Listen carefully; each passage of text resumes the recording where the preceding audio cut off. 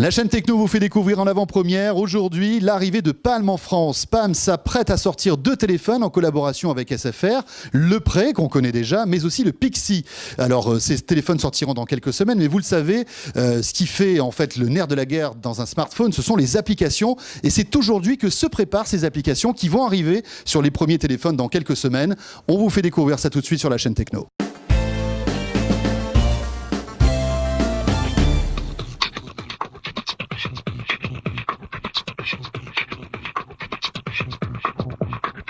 Nous lançons officiellement un concours destiné aux développeurs pour développer des applications sur le système d'exploitation WebOS, qui est donc notre système d'exploitation. Et c'est un concours qui est ouvert à tous les développeurs en France et qui est doté de prix de 75 000 €. Jusqu'au 11 avril, 23h59, 59 secondes. Je sais qu'il y en a plein qui attendront ce moment-là. Donc c'est pour ça que je donne les secondes. Donc l'objectif, c'est, avant le lancement du produit, préparer en fait ce qui va faire qui est le nerf de la guerre, c'est-à-dire les applications, c'est ça? Exactement, donc c'est en anticipation du lancement, on veut créer une relation avec les développeurs français pour qu'ils puissent se préparer à avoir des applications qui soient disponibles au moment du lancement en France, mais également avoir accès à notre communauté globale à travers le monde. Le réseau qu'on veut développer en France, c'est vraiment des applications qui parlent aux Français, qui sont très liées à ce que les gens consomment au niveau médias, au niveau information, utilitaire, etc. Donc ça, c'est vraiment une communauté locale que nous allons essayer de développer pour que le produit soit vraiment français au lancement. Donc au niveau des produits, vous avez, ils sont tous les deux basés sur le système d'exploitation WebOS, donc qui est entièrement développé par Palm. Donc ils sont compatibles, en fait, si on développe une application sur l'un, ça fonctionnera sur l'autre aussi? Absolument, alors il y a quelques petites nuances, la taille d'écran est un tout petit peu différente, mais ça s'intègre assez facilement au niveau des outils de développement.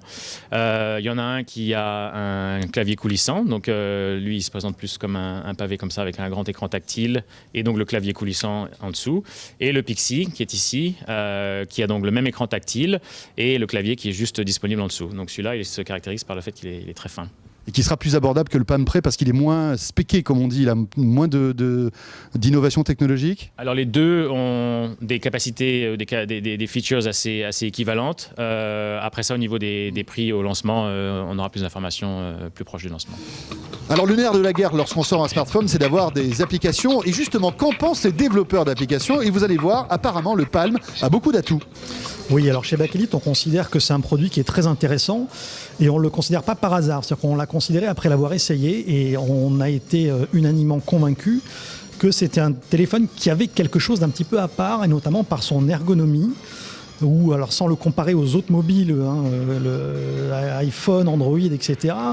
On l'a trouvé intuitif, on a trouvé qu'il était simple à utiliser, on a retrouvé facilement des codes. C'est un téléphone sur lequel on n'a pas été perdu, on a pensé que ce n'était pas un téléphone de geek et on a eu rapidement la conviction qu'il allait trouver son public en France assez rapidement.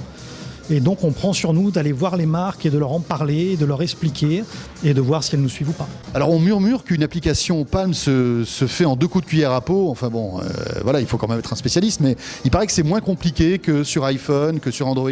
C'est vrai ou pas? Oui, je ne maîtrise pas la mesure des cuillères à peau, mais effectivement, c'est un petit peu moins compliqué. C'est-à-dire que sur l'iPhone, il faut avoir des développeurs Objective-C, donc dans une technologie qui est très propriétaire. Il est formé ou il n'est pas formé.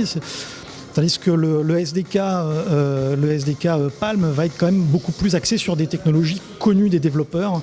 Et donc, on a un temps d'appropriation qui est nettement moins important. On parie là-dessus aussi. Qu'est-ce qui fera le succès de Palm à votre avis? C'est justement le fait que les gens soient conquis par ce téléphone, ou qu'il y ait beaucoup d'applis?